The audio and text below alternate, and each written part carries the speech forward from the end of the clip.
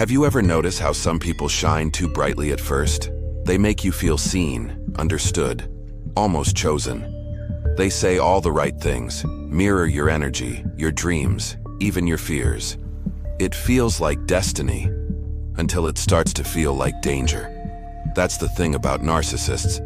They don't enter your life like villains. They enter like saviors. They study your soul like a blueprint, then use your own virtues as weapons against you. You'll think you've met an equal, until you realize you've met an actor. Their power isn't brute force. It's psychological warfare. They twist perception, manipulate emotion, and make you question your own sanity. They crave worship, not connection. Control, not intimacy.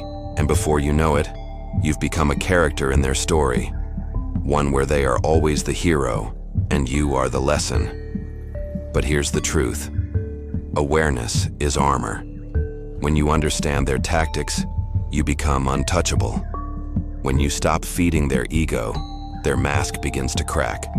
And when you stand firm in your silence, their chaos loses its audience. This isn't about revenge. It's about reclaiming power. Because once you see through the narcissist's illusion, you never see the world the same again. You learn to protect your energy.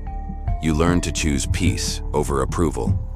And you learn that the greatest defense is understanding human nature itself. Stay till the end. Number 5 exposes the hidden wound behind every narcissist's mask. 1. They mirror you to control you. They don't admire you, they imitate you. At first it feels magnetic. Like finally, someone gets you. They finish your sentences, share your passions, mirror your tone. It's intoxicating. Until you realize it's not connection. It's calculation. You've met someone who seems perfect. The same music, the same ideals, the same worldview. You tell them your story and they nod, eyes locked, reflecting every wound, every dream. It feels fated. Until one day, they turn cold. Suddenly, the same things you loved are used against you. Your fears become their leverage. Your strengths become their competition. You start wondering, was any of it real? No, it was a projection. Your reflection in someone else's glass mask. Narcissists mirror to disarm. They study you like a map. Because domination requires intimacy, they mimic your rhythm to make you trust them, then slowly shift the tempo until you're dancing to their beat. In Stoic thought, this is the distortion of sympathy, the sacred human ability to connect through shared emotion. The narcissist hijacks that bond, turning understanding into manipulation. They don't connect to heal, they connect to own. Marcus Aurelius wrote, "The soul becomes dyed with the color of its thoughts, but the narcissist dyes themselves with your colors, until you cannot tell where you end and they begin. So when someone seems to reflect you too perfectly, pause. Real connections require friction, not flawless imitation." The narcissist's mirror doesn't reveal truth. It hides a predator behind your own reflection. And once you stop feeding that illusion, you start reclaiming your identity. 2. They crave worship, not connection. They don't want love, they want an audience. To a narcissist, people aren't equals. They're spectators. You're not part of their life. You're part of their performance.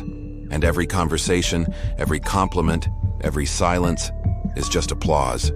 You've been there, talking to someone who seems confident, magnetic, larger than life. They draw you in with charm, stories, and charisma that borders on hypnotic. At first, you feel lucky to be in their orbit, but slowly, you notice the imbalance. You listen more than you speak. You praise more than you're praised. When you share your pain, they redirect the spotlight back to theirs. And when you finally need them, they vanish, because they can't stand a stage where they're not the star. It's not a relationship. It's emotional servitude. You were never meant to be seen, only to see them. The narcissist's hunger isn't for affection, it's for validation. Their self-worth is a collapsing structure that needs constant scaffolding from the approval of others. They demand praise the way an addict demands a fix, desperate, unending, and self-destructive. The Stoics warned against this disease of vanity. Epictetus taught, "He who seeks to please others loses himself." But the narcissist reverses this. They demand that others lose themselves to please him. Beneath their confidence lies fragility. Their ego is glass, polished, reflective, but ready to shatter the moment you stop admiring it. So never confuse charisma for strength or attention for respect. Real power doesn't need witnesses. When you stop feeding their need for worship, you strip them of control, because nothing terrifies a narcissist more than being ignored. 3. They rewrite reality to stay innocent. To a narcissist, the truth is negotiable. Facts bend, memories shift, and no matter what happens, they are always the victim. It's not just manipulation, it's psychological theater. They don't lie to you just to escape guilt. They lie to own the narrative. You confront them with the truth, something they said, something they did. You have proof, words, screenshots, witnesses, but watch what happens. Their face changes, calm, composed, confident. They say you misunderstood. They say you're too emotional. They say you're remembering it wrong. And for a moment you doubt yourself. You replay the memory in your mind, searching for cracks. They've turned your certainty into confusion, your pain into apology. You leave the conversation questioning your own sanity, while they walk away untouchable. That's gaslighting. It's not argument. It's erasure. The narcissist must remain blameless, because accountability shatters the illusion of superiority. So they rewrite the past, recast the roles, and sculpt reality until their conscience is clean. Marcus Aurelius warned that the closer a man is to self-deception, a man is from freedom. To live without truth is to live enslaved by one's own delusions. But to a narcissist, illusion is freedom, as long as others believe it too. They weaponize chaos because confusion is control. If you can't trust your memory, you can't trust your mind. And if they can make you doubt your mind, they can make you obey theirs. So when someone always plays the victim, when every story ends with their innocence, step back. Don't argue. Don't explain. Don't defend. A narcissist doesn't want the truth. They want dominance. And silence, not debate, is how you win against distortion. 4. They divide to conquer. They isolate you to own you.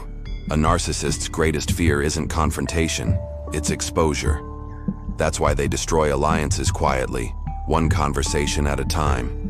They know, if they can separate you from your allies, your confidence collapses.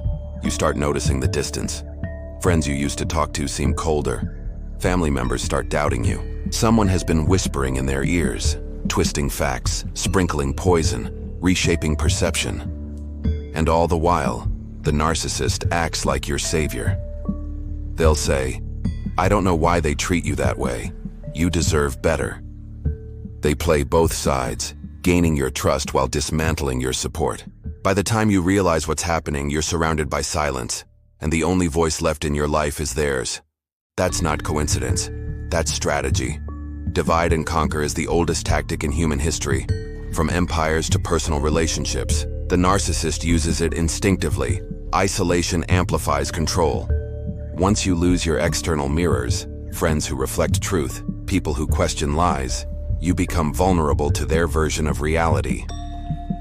Robert Greene wrote, "Isolation exposes you to more dangers than it protects you from." The Stoics would agree. A man without his circle of reason becomes prey to his emotions and to those who manipulate them. The narcissist thrives in that darkness. They build empires on misunderstanding, and their favorite battlefield is between the people you love. So guard your alliances. When someone subtly turns you against others, question their motive, not your relationships, because the moment you stand alone, they win. But when you keep your circle strong and your mind centered, their empire of lies collapses in silence. 5. They disguise inferiority as superiority. Behind every narcissist's arrogance lies a terrified child. Their pride isn't confidence, it's camouflage. Their dominance is innate strength. It's armor built to protect a wound they refuse to face. Every insult, every display of superiority is a plea. Don't see how small I really am. You've seen it. The man who needs to win every conversation. The woman who can't stand to be ignored for 5 seconds. the boss who belittles others just to feel tall. They all wear the same mask, the mask of certainty. But if you strip away the noise, you'll find fear underneath. Fear of rejection, fear of being ordinary, fear of being seen.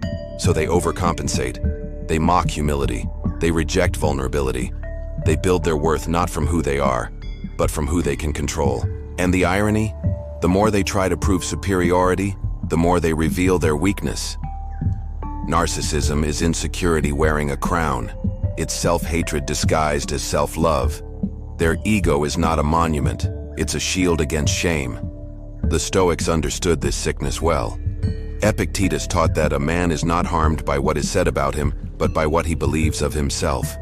The narcissist cannot accept that truth. They believe they are gods because they cannot face being human. And so, they project their pain onto the world, because it's easier to dominate others than to master themselves. Don't fight their arrogance. Don't try to humble them. Life will. Your power is in restraint. When you stop reacting, you strip them of control. Their chaos feeds on attention, but your silence starves their illusion. In the end, superiority collapses under its own insecurity. You can't change a narcissist. Change a narcissist. Because what they fear most is seeing themselves.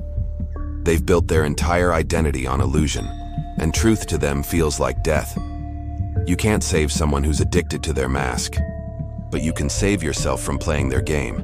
That's where strength begins, not in confrontation, but in clarity. Awareness is your fortress. Every manipulation, every guilt trip, every twisted word loses its power the moment you see it for what it is. The narcissist thrives in reaction, so you stop giving them the satisfaction of chaos. You stop explaining, defending, overthinking. You reclaim your calm, and suddenly they have nothing left to feed on. The Stoics called this apatheia, the disciplined calm that no storm can break. It's not coldness, it's control. Because when you master your emotions, their tactics fail. They want to provoke, to test, to make you doubt your worth. But when your worth no longer depends on them, the game ends. Understand this. Every narcissist is a test.